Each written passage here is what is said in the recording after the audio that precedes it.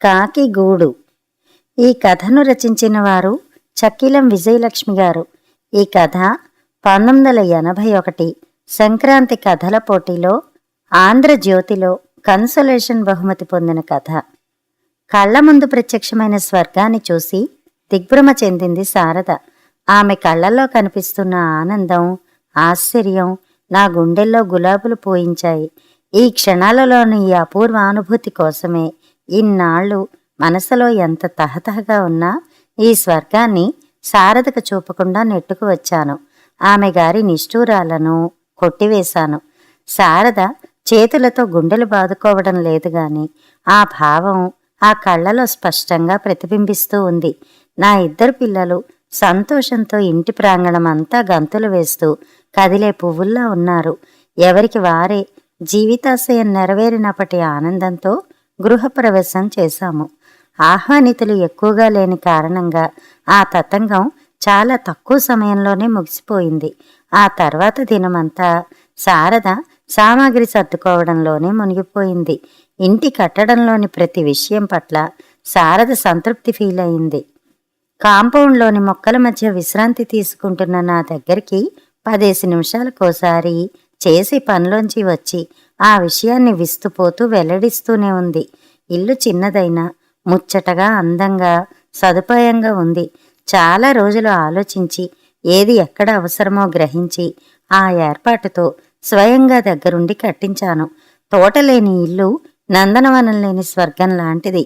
అందువల్లే ఇల్లు కట్టడం ప్రారంభించగానే మొక్కలు కూడా నాటించాను. ఇప్పటికి వాటిలో కొన్ని రకాలు పూలు కూడా వస్తున్నాయి.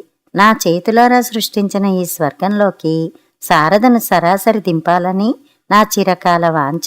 అందువల్లే కట్టే ఇంటిని చూస్తానని శారద ఎంత మారాము చేసినా నిర్దాక్షిణ్యంగా త్రోసిపుచ్చుతూ వచ్చాను. నా కోరిక సంపూర్ణంగా తీరిన ఈ వేళ నా హృదయమనే కలసం ఆనందమనే అమృతంతో నిండినట్టుగా ఉంది. ఈ సంతోష శుభ సమయంలో ఉన్న ఒకే ఒక్క లోటు మా పెదనాన్నగారు లేకపోవడమే. నిజానికి నేనిల్లు కట్టించిన ఈ ప్లాటు ఆయనదే. చాలా కాలం క్రితం చవగ్గా కొని పడేశారు. ఆయన కోరిక మీదే అప్పు చేసే అయినా ఈ ఇల్లు కట్టగలిగాను. అప్పు చేసి ఇల్లు కట్టడం నాకు సుతరాము ఇష్టం లేదు.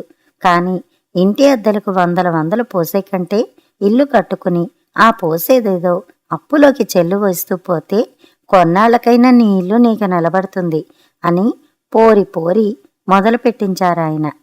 ఆయన పరపత్తోటే తక్కువ వడ్డీకి అప్పు పుట్టింది. ఇంకా మిగిలిన దానికి తగిలిన దానికి శారద ఒంటి మీది కొంత బంగారం, ఇంట్లోని వెండి సామాను లాంటివి తోడ్పడ్డాయి. దురదృష్టవశాత్తు ఇల్లు పూర్తి కాకముందే ఆయన స్వర్గస్థులయ్యారు.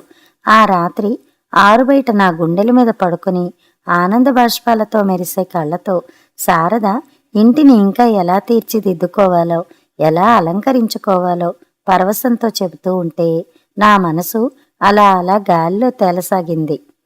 ఉన్నట్టుండి పక్క మంచం మీద పడుకున్న 5 ఏళ్ల మా పెద్దవాడు అడిగాడు, ఆ చెట్టు మీద అదేంటి నాన్న అని. వాడు తదేకంగా చూస్తున్న వైపు చూశాను. ఇంటికి అవతల వైపు మా కాంపౌండ్ నానుకుని ఉన్న వేప చెట్టు మీది కాకి గూడు అది. అదే చెప్పాను వాడితో. అంటే అన్నాడు వాడు. అంటే కాకి తన సంసారం కోసం, తన పిల్లల కోసం కట్టుకున్న ఇల్లు అన్నమాట.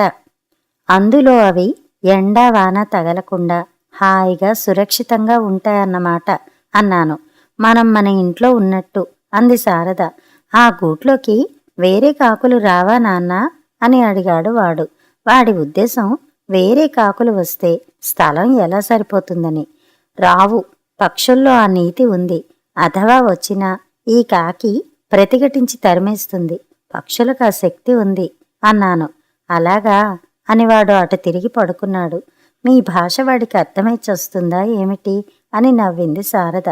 నాదైన స్వర్గము శారద సమక్షము ఆ రాత్రి నాకు శారద రాత్రి అయింది. స్వంత గూటిలో ఉన్న అనుభూతి మా జీవితాలకు కొత్త కళాకాంతులు తేగా మా సంసారం హాయిగా సాగిపోసాగింది. జీవితం అలా ఏకబిగిని ఒకేలా సాగిపోతే జీవితం పట్ల మనిషికి ఇంత ఆకర్షణ, తాపత్రయం ఉండేవే కావు.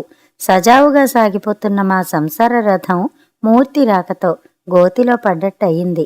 అమృత కలసం లాంటి నా ఆనందపూరిత హృదయంలో విషబిందువు చిందినట్లయింది.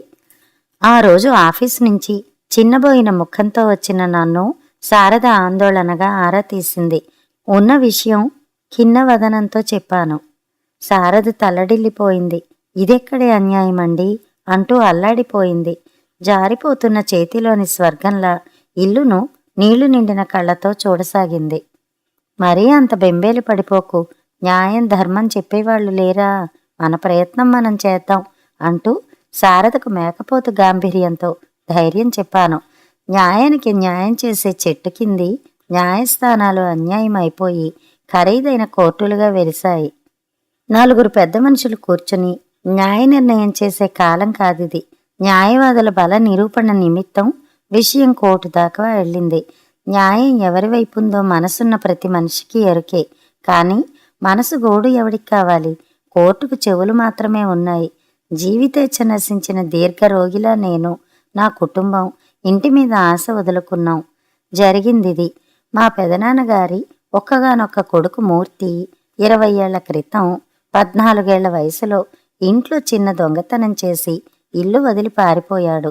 కొడుకు మీది దిగులుతో పెద్దమ్మ కళ్ళు మూసింది. తల్లిదండ్రులు లేని నన్ను నాలోనే తన కొడుకును చూసుకున్నారు పెదనాన్న. తండ్రి కంటే ఎక్కువే భావించాను నేను. వృద్ధాప్యంలో ఆయనకు, ఎదుగుతున్న వయసులోని నాకు ఇద్దరం ఒకరికొకరం ఆసరా అయ్యాం.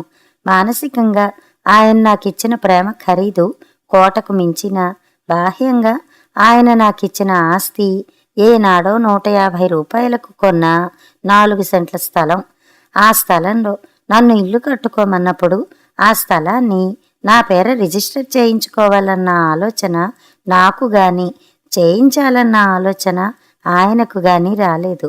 స్వంత తండ్రి కొడుకుల మధ్యనున్నలాంటి అనుబంధమే మాలో ఆ వేరుభావాన్ని కలిగించలేదు. ఇప్పుడు ఆకాశంలోంచి ఊడిపడ్డట్టుగా ఎక్కడి నుంచో హఠాత్తుగా వచ్చి పడ్డాడు మూర్తి. అతను మూర్తే, ఆ విషయంలో ఎంతమాత్రం సందేహం లేదు. అతని రాక నాకు ఆనందమే కలిగించిన అతని ధోరణి అంతులేని ఆవేదనకు ప్రోధి చేసింది. తన తండ్రి స్వార్జితమైన ఆ స్థలం, ఆ స్థలంలోని ఇల్లు చట్ట ప్రకారంగా, చట్టసమ్మతంగా తనకు చెందుతాయట. వీలైనంత త్వరలో ఇల్లు ఖాళీ చేస్తే సత్రంలో ఉడకేసుకు తింటున్న తన కుటుంబాన్ని రక్షించినట్లవుతుందట. చట్ట ప్రకారం అతను చెప్పింది అక్షర సత్యమే. కానీ న్యాయం, ధర్మం, మానవత్వం అనేవి ఉంటే అతనికి చెందవలసింది కేవలం 150 రూపాయలే. కానీ నేను అలా కూడా అనలేదు. ఇప్పటి రేటు ప్రకారం ఆ స్థలానికి ధర కట్టి ఇస్తానన్నాను. తనకంటూ ఇల్లు ఏర్పడే వరకు ఎన్నాళ్లైనా, ఎన్నేళ్లైనా తన కుటుంబంతో మా ఇంట్లోనే ఓవైపు ఉండమన్నాను. అన్నపు రాసే నాదై ఉండగా నీ ముష్టి ఎవడికి కావాలి అన్నట్టుగా ఓ విషపు చూపు చూసి వెళ్ళిపోయాడు. రాయబారాలయ్యాయి. సహృదయులు సహనం నశించి చీత్కరిస్తూ వచ్చారు. బతిమలాటలయ్యాయి. బంతిలా తిరిగి నా దగ్గరికే వచ్చాయి. త్వరగా ఇల్లు ఖాళీ చేయమనే తిరుగువార్తతో చివరకు రచ్చకెక్కింది వ్యవహారం. ఓ రోజు భార్య పిల్లల్ని తీసుకువచ్చి ఇల్లంతా చూపించాడు మూర్తి.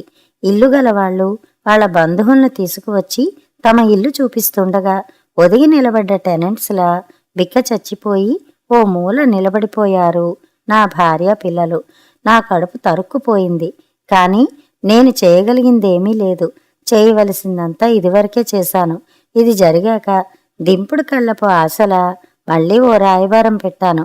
కావాలంటే స్థలం ఖరీదుతో పాటు మరో 5,000 అదనంగా ఇస్తానని. కట్టించుకున్న ఆపేక్షతో మొత్తం ఇంటి ఖరీదునే ఇస్తానన్నా నేను ఆ ఇల్లు వదలను. అది నా తండ్రి ఆస్తి. ఆ విధంగా అది నా ఆస్తి అని చెప్పి పంపాడు మూర్తి. ఆశలన్నీ అడుగంటిపోగా తీర్పు రాకముందే నేను అద్దె కొంప కోసం మళ్ళీ వేట ప్రారంభించాను. శారద శోకదగ్ధ అయింది. ఆశ్రమాన్ని వదిలి వెళుతున్న శకుంతలలా ఇంటి అణువణువును పరిశీలనగా పరితప్త హృదయంతో పరికించి కన్నీరొలికిస్తోంది. ప్రాణం పోసి ప్రాణాధికంగా పెంచుకున్న బిడ్డను కసాయివాడి చేతికప్పగించి వెళ్తున్న తల్లిలా తల్లడిల్లిపోతోంది. 1000 ఏళ్ల తపోఫలాన్ని మూర్ఖుని శపించేందుకు కోల్పోయిన తాపసిలా తపించిపోతోంది. శారద బయటపడుతోంది. నేను బయటపడ్డం లేదు. అంతే. కేసులో మెలికల్లేవు. అబద్ధంలా అందంగా, ముక్కుకు సూటిగా ఉంది. కాబట్టి ఎక్కువ సమయం తీసుకోలేదు. నా లాయర్ని చూసి మూర్తి లాయరు లేని మీసాలు మెలేశాడు. నిమ్మకాయలు నిలబెట్టే నా లాయరు మీసాలు కిందకి వాలిపోయాయి. పర్వాలేదు, కేసు మన వైపు బలహీనంగా ఉంది. మీరేం చేస్తారు అని నేనే సానుభూతి చూపించాను. అనుకున్నదే కాబట్టి అధాటు కలగలేదు. మరణం ముందుగానే తెలిసిన క్యాన్సర్ రోగిలా నిర్లిప్తంగా తీసుకున్నాను. తీర్పు వచ్చాక ఇక ఒక్కరోజు కూడా ఆ ఇంట్లో మొండిగా ఉండాలనిపించలేదు నాకు. శారద ఏదో సణిగింది, కానీ గట్టిగా కసురుకున్నాను. తెల్లారే ఇల్లు ఖాళీ చేయవలసి ఉంది. సామాను సర్దేసి అభోజనంగా పక్కల మీద వాలాము. నా ఇద్దరు పిల్లల దగ్గర నుంచి అందరి మనసుల్లో చెప్పలేని అలజడి.